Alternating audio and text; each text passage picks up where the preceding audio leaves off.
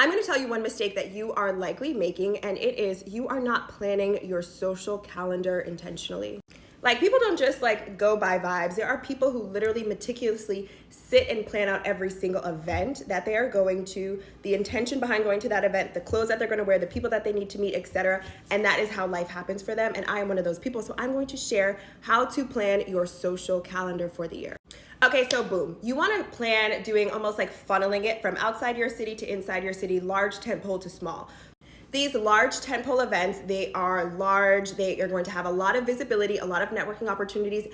They're also going to be expensive, and by proxy of being expensive, probably be more exclusive. So for example, some people may find Art Basel more compelling than a Super Bowl or a Grammys. Some people want to go skiing in Stad or a regatta. Whatever that looks like for you, plan to do 1 to 2 large, high visibility, exclusive events per year. The next part is industry conferences or career conferences. You want to aim to do 2 to 3 of these annually.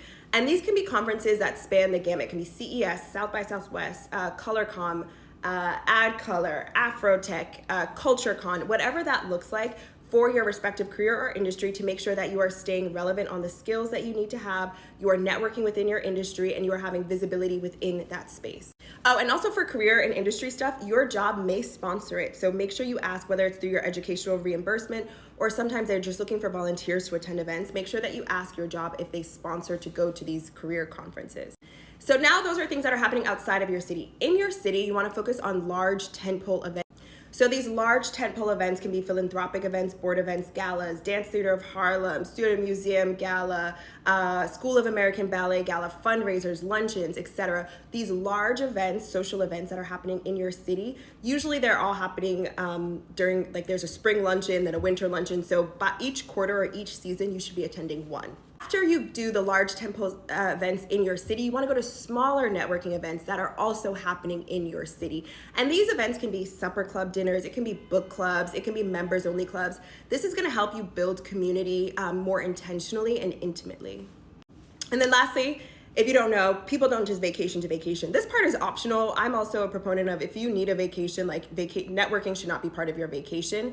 But a lot of people do vacation with the intention of networking or building more opportunities for themselves. So a lot of people vacation to Martha's Vineyard, a lot of people go to Cannes, a lot of people go to St. Bart's, not only because it's relaxing and fun, but also there's an opportunity to make connections, business opportunities, etc. So if you would like, you can also plan in part of your social calendar being vacation. And what is the premise of all of this? Basically, going from large tentpole events to smaller networking events, and also vacation does a few things for you. One, it helps create opportunity and visibility. It also helps you upskill particularly when you're thinking about career industry conferences.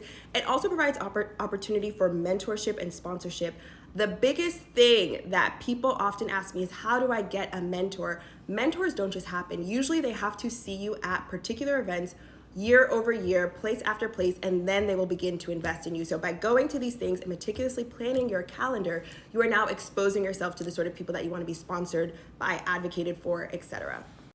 And if you're interested in learning more about these things, you can also sign up for office hours with me.